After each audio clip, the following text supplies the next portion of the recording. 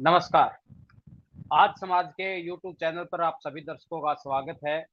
हम आज शाम तक की जितनी घटनाएँ हैं, वो राजनीति से हों या क्राइम से हों, जो भी हों, उनका ब्यौरा लेकर हम आपके समक्ष अभी हाज़िर हैं। आज सबसे पहले हम बात करेंगे कि हरियाणा में आपने जैसे देखा पिछले कुछ दिनों में हिसार में हो या झांसी में हो, क्राइम का जो ग्राफ है, वो बड़ी तेज़ी से बढ़ा था और उसके लिए प्रदेश सरकार की भी और हरियाणा पुलिस की भी बड़ी किरकिरी हो रही थी। विपक्ष ने इसको बड़ी प्रमुखता से मुद्दा बना रखा था। इस मामले में हरियाणा पुलिस ने कड़ी कार्रवाई करते हुए जहां कल रात को 3 शार्प शूटरों को ठिकाने लगा दिया। इसके अलावा जो इस पूरे एपिसोड का जो मास्टरमाइंड माना जाता है काला खैरमपुरिया, उसको पुलिस ने थाईलैंड से गिरफ्तार किया है। वो पिछले 8 साल से हरियाणा से फरार था। और कभी उसकी लोकेशन पुर्तगाल में दिखाई जा रही थी, कभी थाईलैंड में दिखाई जा रही थी। इसके अलावा रह रहकर वो तरह-तरह की घटनाएँ करवाना, वहीं वहीं बैठ कर के उसके गुर्गों के द्वारा अपराधों को अंजाम देना, ये सब काफ़ी दिनों से चल रहा था। आखिरकार पुलिस ने न केवल 3 शार्पशूटरों को एनकाउंटर करके ढेर कर दिया, बल्कि काला खैरमपुरिया को भी थाईलैंड से गिरफ्तार करके एक बड़ी शानदार सफलता प्राप्त उन्होंने की है। कुल मिला के ये कहा जा सकता है कि हरियाणा पुलिस से जो उम्मीद की जा रही थी कि वो इस मामले में जल्द से जल्द कोई बड़ी कार्रवाई करेंगे, उन्होंने उस कार्रवाई को दिल्ली पुलिस के साथ मिलके अंजाम दिया है। तो ये एक बड़ी हरियाणा के लिए बड़ी शुभ खबर है, खास करके सरकार और पुलिस के लिए एक अच्छी खबर है कि उन्होंने इस प्रकार के अपराधी को गिरफ्तार किया और 3 शार्पशूटरों को भी ठिकाने लगाया है। इसके अलावा हम बात करेंगे दूसरी जो खबर है वो ये है कि 152 डी पर आज दिन में राज्य मंत्री सुभाष सुधा की जो एस्कॉर्ट गाड़ी थी उसका एक्सीडेंट हो गया। हालाँकि उसमें कोई बड़ी घटना तो नहीं नहीं हुई है, गनीमत रही है कि लेकिन फिर भी ये 4 जो उनके वो सुरक्षाकर्मी थे, वो गाड़ी के पलटने से घायल हुए हैं। सभी घायलों को जो है वो टेहवा के अस्पताल में भर्ती करवाया गया, जहाँ से डॉक्टरों ने ये कहा है कि सभी लगभग ठीक हैं। एक एक गनमैन के का हाथ जो है, वो उसमें फ्रैक्चर हुआ है। लेकिन कुल मिला के ये कहा जा सकता है कि सभी मिला के कुशल क्षेम हैं।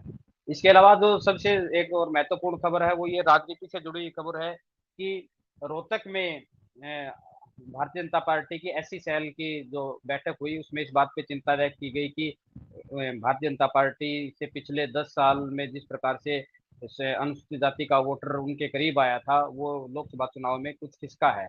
वहाँ बैठक की अध्यक्षता करते हुए राज्यसभा सांसद कृष्ण पंवार ने इस बात का जिक्र किया कि ये बड़ा चिंता का विषय है कि भारतीय जनता पार्टी से एससी वोट खिसक रहा है और इसको वापस कैसे लाया जाए, इसके लिए उन्होंने जो वहाँ पे कार्यकर्ताओं की बैठक थी, उनमें सबको नसीहत दी है कि जैसे भी हो सके आप गाँव में बूथ स्तर तक जाएँ, ब्लॉक स्तर तक जाएँ, जहाँ भी हो मीटिंगें करें, बैठकें करें और जो सरकार की जो घोषणाएँ हैं, योजनाएँ हैं, जो अनुसूचित जाति के लिए जो जारी की गई हैं, जो जिनका उनको लाभ मिला है, उसको जन-जन तक पहुँचाया जाए ताकि फिर से जो वह वोटर उनके पास आया था, भारतीय जनता पार्टी के साथ जुड़ा था, वो दोबारा से आए। वो जो भारतीय जनता पार्टी को लोकसभा चुनाव में नुकसान हुआ, उसकी भरपाई है जो वो विधानसभा चुनाव में फिर से की जा सके। तो कुल मिला के ये कहा जा सकता है कि अब भारतीय जनता पार्टी और कांग्रेस दोनों जो है चुनाव के मोड में है।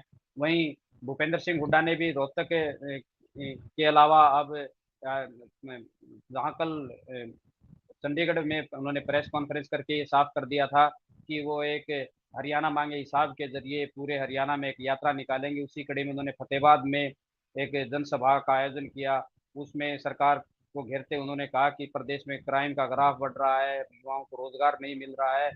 इसके अलावा और भी तरह के उन्होंने आरोप सरकार पे लगाए हैं। इसके जवाब में जो विधानसभा के उपाध्यक्ष है रणबीर गंगवा, उन्होंने भी ये कहा है कि भूपेंद्र सिंह हुड्डा ने भी हरियाणा में 10 साल राज किया। पहले वो भारतीय जनता पार्टी का हिसाब माँगने से पहले वो अपना हिसाब-किताब बताएँ कि जो है क्या मामला उनके टाइम में रहा है, किस प्रकार से ज़मीनों के घोटाले हुए या दूसरे रोज़गार के मामले में भी कांग्रेस ने जो पर्ची और खर्ची का उन्होंने आरोप लगाया है। इसके अलावा अब जो नई बात निकल के आ रही है, वो ये है कि हरियाणा में राज्यसभा का चुनाव नज़दीक है। आज जितने भी राज्यों में उपचुनाव थे, वो आज विधानसभा के उपचुनाव थे वो संपन्न हुए हैं, जहां उसमें माना जा रहा है कि एनडीए कुछ पिछड़ा है और कांग्रेस को कहीं ना कहीं बढ़त दिखाई दी है। इन सब के बाद अब हरियाणा के राज्यसभा के चुनाव पर अब सबकी नजरें टिकी हुई हैं।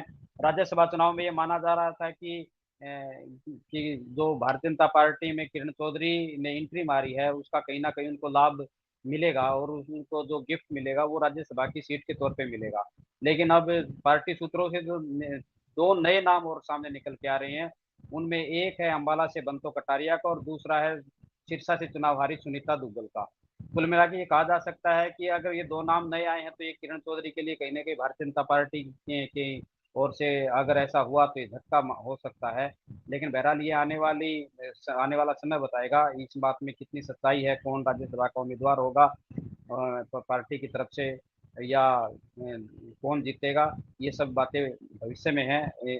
आप देखते रहिए आज समाज का यूट्यूब चैनल और सब्सक्राइब कीजिए। दिन भर की घटनाओं को जानने के लिए हमारे पूरे हरियाणा के रिपोर्टर आपको दिन भर समय समय पर खबरें देते रहते हैं। हमारा भी ये प्रयास रहता है कि हम शाम को हरियाणा की 3 4 5 जो भी मुख्य खबरें हों उनको हम आप तक पहुंचाएं, इसलिए देखते रहिए और चैनल को सब्सक्राइब कीजिए। नमस्कार।